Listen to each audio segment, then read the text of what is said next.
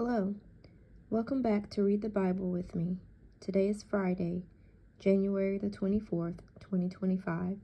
Let's pick up where we left off yesterday in the book of Genesis, chapter 40, verse 8. And it reads, "We both had dreams," they answered, "but there is no one to interpret them."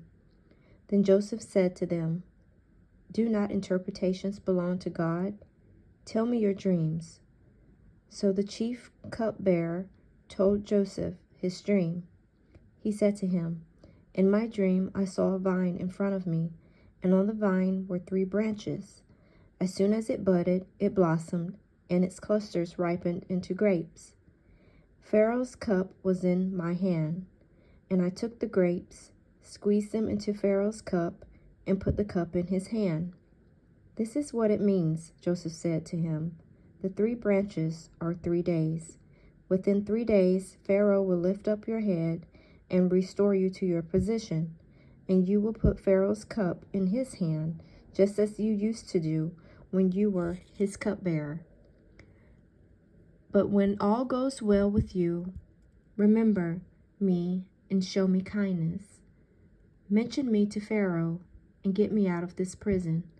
For I was forcibly carried off from the land of the Hebrews, and even here I have done nothing to deserve being put in a dungeon." When the chief baker saw that Joseph had given a favorable interpretation, he said to Joseph, "I too had a dream. On my head were 3 baskets of bread.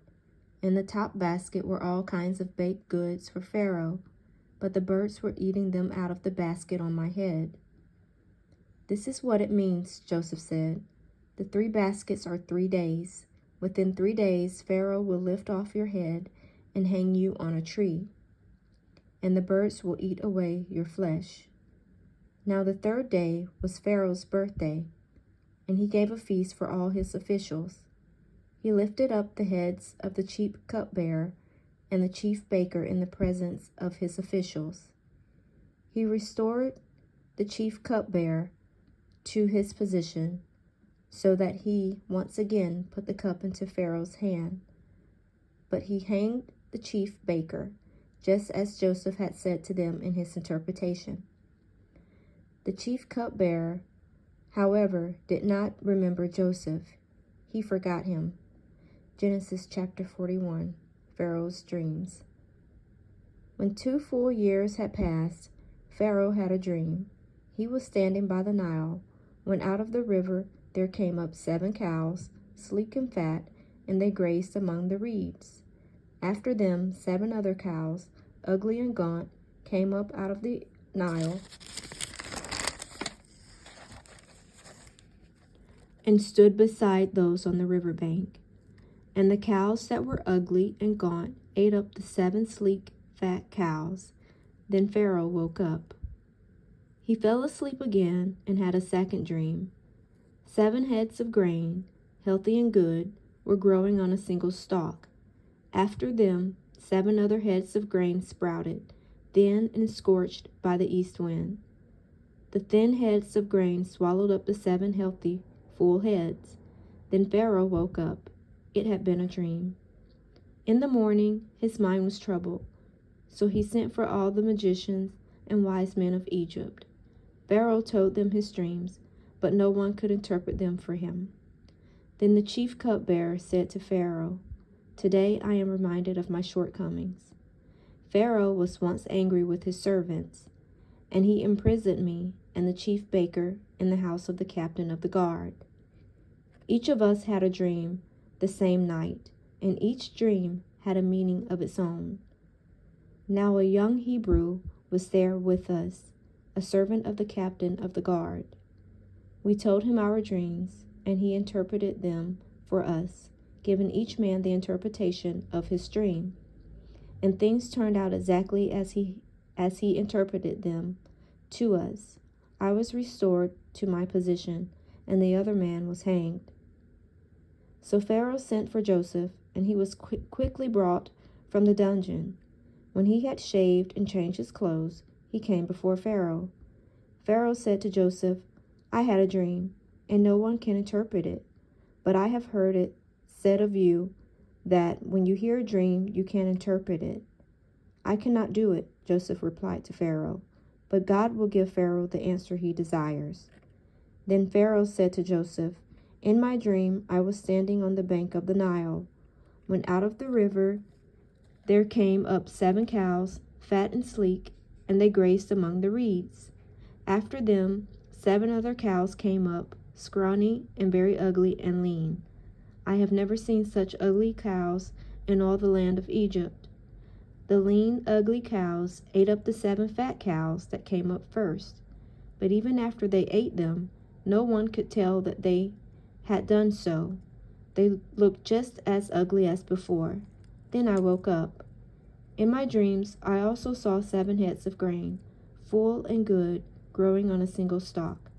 After them, 7 other heads sprouted, withered and thin, and scorched by the east wind. The thin heads of grain swallowed up the 7 good heads. I told this to the magicians, but none could explain it to me. Then Joseph said to Pharaoh, The dreams of Pharaoh are one and the same. God has revealed to Pharaoh what he is about to do. The 7 good cows are 7 years, and the 7 good heads of grain are 7 years. It is one and the same dream. The 7 lean, ugly cows that came up afterward are 7 years, and so are the 7 worthless heads of grain, scorched by the east wind. They are 7 years of famine. It is just as I said to Pharaoh. God has shown Pharaoh what he is about to do. 7 years of great abundance are coming throughout the land of Egypt, but 7 years of famine will follow them. Then all the abundance in Egypt will be forgotten, and the famine will ravage the land. The abundance in the land will not be remembered, because the famine that follows it will be so severe. The reason the dream was given to Pharaoh in 2 forms is that the matter has been firmly decided by God, and God will do it soon. And now let Pharaoh look for a discerning and wise man, and put in charge of the land of Egypt. Let Pharaoh appoint commissioners over the land to take 1/5 of the harvest of Egypt during the 7 years of abundance. They should collect all the food of these good years that are coming and store up the grain under the authority of Pharaoh to be kept in the cities for food. This food should be held in reserve for the country, to be used during the 7 years of famine that will come upon Egypt, so that the country may not be ruined by the famine. The plan seemed good to Pharaoh and to all his officials, so Pharaoh asked them, Can we find anyone like this man, one in whom is the Spirit of God? Then Pharaoh said to Joseph, Since God has made all this known to you, there is no one so discerning and wise as you. You shall be in charge of my palace, and all my people are to submit to your orders. Only with respect to the throne will I be greater than you. Joseph in charge of Egypt. So Pharaoh said to Joseph, I hereby put you in charge of the whole land of Egypt. Then Pharaoh took his signet ring from his finger and put it on Joseph's finger. He dressed him in robes of fine linen and put a gold chain around his neck. He had him ride in a chariot as his second in command, and men shouted before him, Make way! Thus he put him in charge of the whole land of Egypt. Then Pharaoh said to Joseph, I am Pharaoh, but without your word no one will lift hand or foot in all Egypt. Pharaoh gave Joseph the name Zaphenath-Paneah, and gave him Asenath, daughter of Potiphera, priest of On, to be his wife. And Joseph went throughout the land of Egypt. Joseph was 30 years old when he entered the service of Pharaoh, king of Egypt. And Joseph went out from Pharaoh's presence and traveled throughout Egypt. During the 7 years of abundance, the land produced plentifully. Joseph collected all the food produced in those 7 years of abundance in Egypt and stored it in the cities. In each city he put the food grown in the fields surrounding it. Joseph stored up huge quantities of grain, like the sand of the sea. It was so much that he stopped keeping records because it was beyond measure. Before the years of famine came, 2 sons were born to Joseph by Asenath's daughter of Potiphera, priest of On.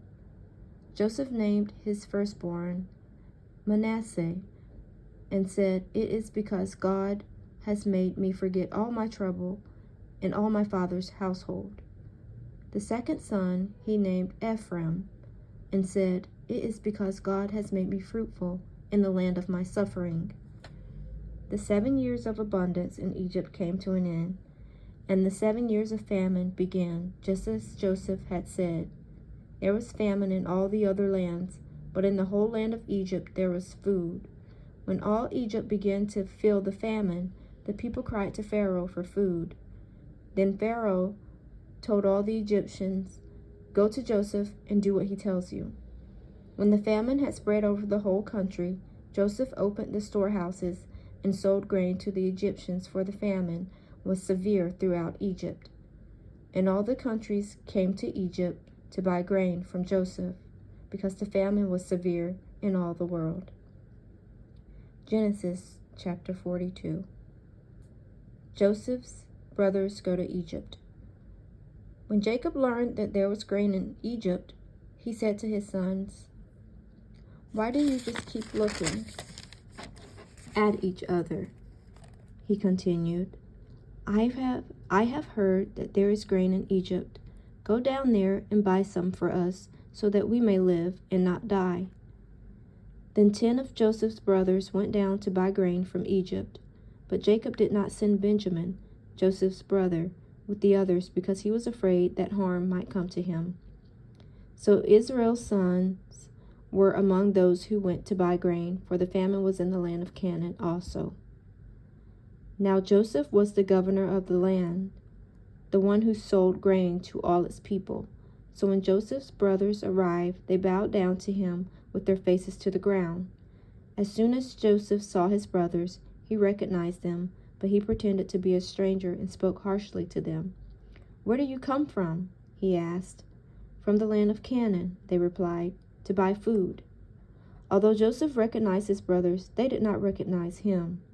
Then he remembered his dreams about them and said to them, "You are spies. You have come to see where our land is unprotected." "No, my lord," they answered. "Your servants have come to buy food. We are all the sons of one man. Your servants are honest men, not spies." "No," he said to them. "You have come to see where our land is unprotected." But they replied, "Your servants were 12 brothers, the sons of one man, who lives in the land of Canaan. The youngest is now with our father, and one is no more." Joseph said to them, "It is just as I told you. You are spies, and this is how you will be tested. As surely as Pharaoh lives, you will not leave this place unless your youngest brother comes here. Send one of your number to get your brother. The rest of you will be kept in prison, so that your words may be tested to see if you are telling the truth. If you are not, then as surely as Pharaoh lives, you are spies." And he put them all in custody for 3 days. On the 3rd day, Joseph said to them, "Do this, and you will live, for I fear God. If you are honest men, let one of the brothers stay here in prison, while the rest of you go and take grain back for your starving households. But you must bring your youngest brother to me, so that your words may be verified and that you may not die." This they proceeded to do. They said to one another, "Surely we are being punished because of our brother. We saw how distressed he was when he pleaded with us for his life, but we would not listen. That's why this distress has come upon us." Reuben replied, "Didn't I tell you not to sin against the boy? But you wouldn't listen. Now we must give an accounting for his blood." They did not realize that Joseph could understand them, since he was using an interpreter. He turned away from them and began to weep, but then turned back and spoke to them again. He had Simeon taken from them and bound before their eyes. Joseph gave orders to fill their bags with grain, to put each man's silver back in his sack, and to give them provisions for their journey. After this was done for them, they loaded their grain on their donkeys and left. At the place where they stopped for the night, one of them opened his sack to get feed for his donkey, and he saw his silver in the mouth of his sack. "My silver has been returned," he said to his brothers. "Here it is in my sack." Their hearts sank, and they turned to each other trembling and said, "What is this that God has done to us?"